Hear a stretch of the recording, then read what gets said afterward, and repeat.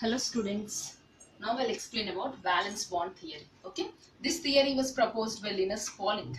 Okay. And this theory explained about mainly geometry and magnetic properties of complexes. Geometry means the shape of the complex and magnetic properties means whether the complex is diamagnetic or paramagnetic is clearly explained by this theory.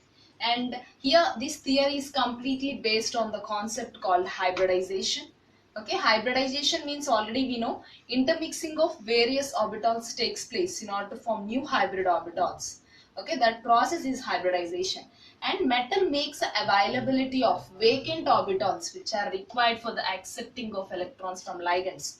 Already we know ligand is a donor which gives electrons to the metal. Metal is an acceptor. So in order to accept electrons from ligand, metal should have a vacant d orbital.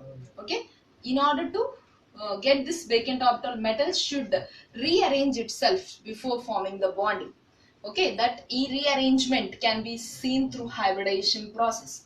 And metal ion uses sp-d hybrid orbitals for the bonding. You can see clearly sp-d hybrid orbitals are used in the bonding. And next, if coordination number is 6, actually Pauling proposed two main coordination numbers. Based on coordination numbers, he gave the shape also. If the metal complex have coordination number 6, it will have two main hybridization, that is sp3d2 hybridization and d2sp3 hybridization, and the shape will be octahedral shape. If the coordination number is 4, metal will have two hybridization, that is sp3 hybridization, dsp2 hybridization. sp3 hybridization means tetrahedral shape, dsp2 hybridization means square planar shape. Okay, now coming to the example. So how metal arranges its orbitals before. Okay, we can see here nickel tetracarbonyl as example.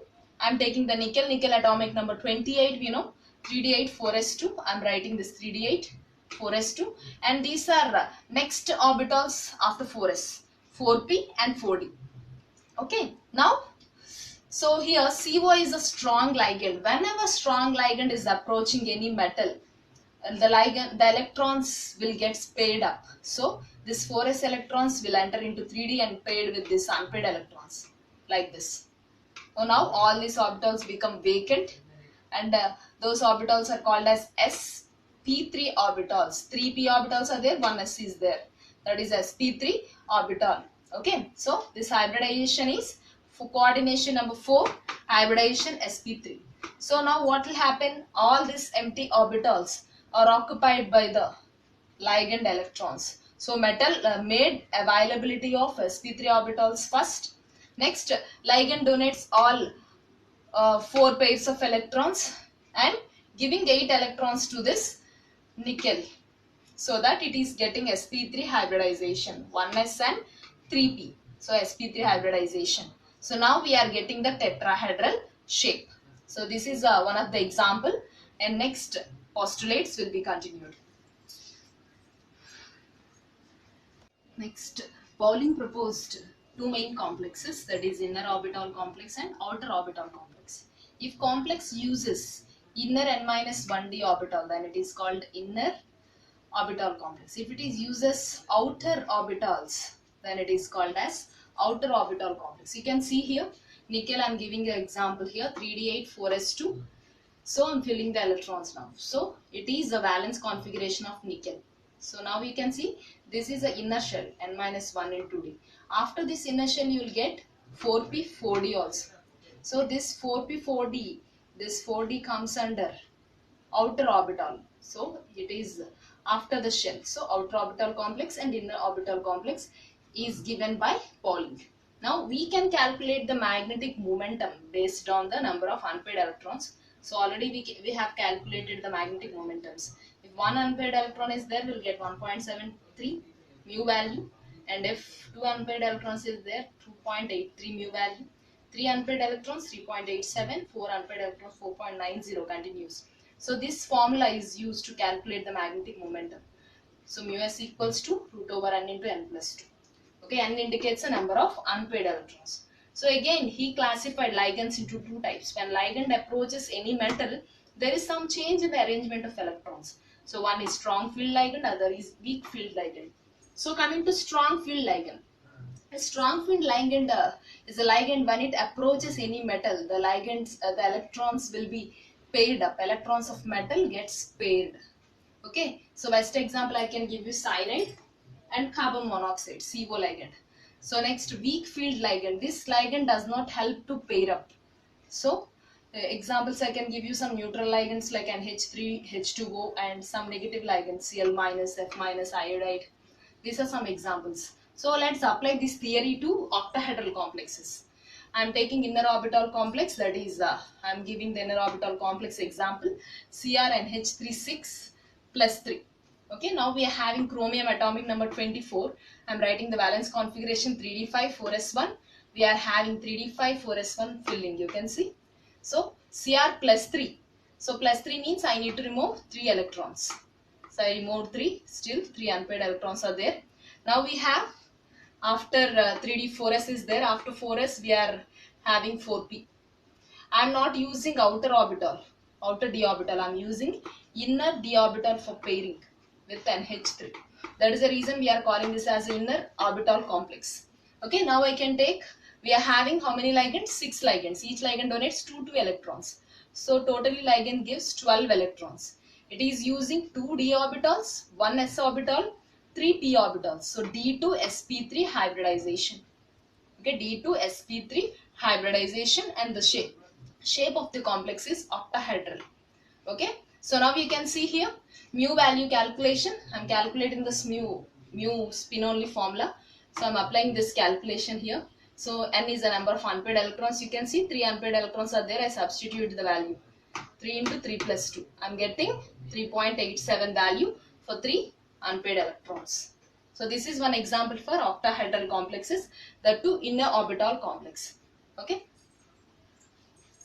Coming to the outer orbital complex. So I am taking the example COF6 3 minus. In outer orbital complex, outer nd orbitals involves in the bonding. So firstly I am calculating the oxidation state.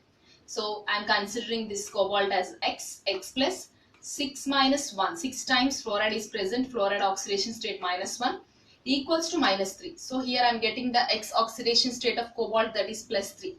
So cobalt atomic number 27. So 3d7 4s2. So you can see 3d7 is filled and 4s2 is filled. So CO plus 3 means I should remove 3 electrons. 2 electrons from here and 1 electron from here. I am getting this one. So after this 4s we'll have still 4p and 4d. So now what will happen? All this F fluorides will donate 6 pairs of electrons to this empty orbitals. So orbitals involved here is 1s, 3p and 2 d orbitals, that is sp3d2 hybridization. So here the complex is getting octahedral shape. This is octahedral shape. So we are having how many unpaired electrons? 4 unpaired electrons. So I'm calculating the magnetic momentum. So 4 into 4 plus 10 is n into n plus 2 is root over n into n plus 2 is the formula for calculating the magnetic momentum. Root over 4 into 4 plus 2. So 4 into 6 I am getting 24. This is a 4.9 Bohr magnetons unit. So 4 unpaired electrons. So due to this, the unpaired electrons containing complex is paramagnetic in nature. Okay, this is the outer orbital complex example. Next, moving to square planar complexes. So one tetrahedral complex already we have discussed, that is nickel tetracarbonyl. Now I am discussing the square planar complex. NiCN4 minus 2. So firstly I am calculating the oxidation state. X plus 4 minus 1 equals to 2. So I am getting X minus 4. So here cyanide oxidation state minus 1. That's the reason I substituted minus 1 here. So X minus 4 equals to minus 2. X equals to plus 2 as oxidation state. That means we need to remove 2 electrons from the nickel. So nickel atomic number 28. So I'm getting 3d8 4s2.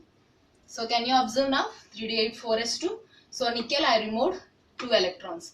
That is 2 electrons from 4s I removed. Next after 4s I'll get 4p no. So I am taking, here you can see it is a strong ligand. Whenever strong ligand approaches the metal atom, the electrons gets paired up.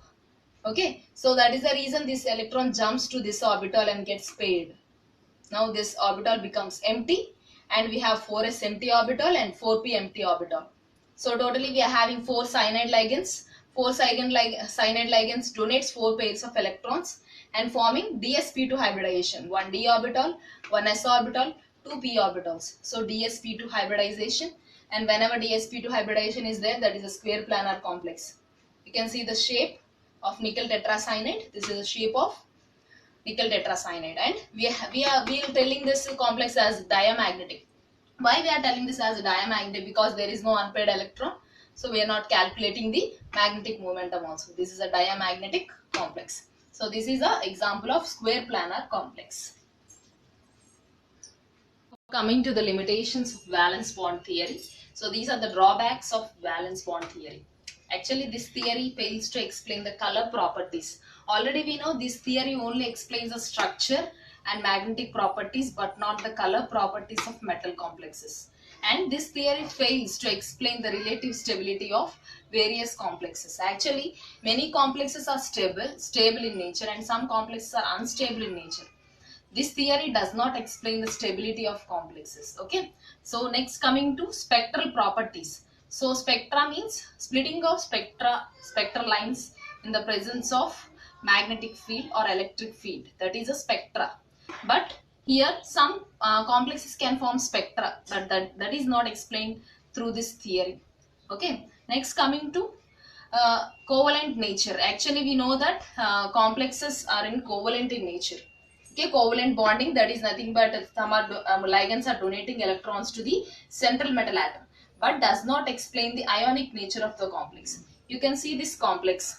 There is a negative charge and positive charge. There is a 3+ charge on this complex. That means that is ionic bond formation. Actually, this theory mainly concentrated on coordinate covalent bond formation, but not on ionic bond formation. So it fails to explain the ionic nature of the complexes. Okay, again, it is unable to predict the stability of different ligands. So according to VBT, some are strong ligands, some are weak ligands, but which ligand is stable in nature, that is not explained by this theory. So these are the limitations of valence bond theory.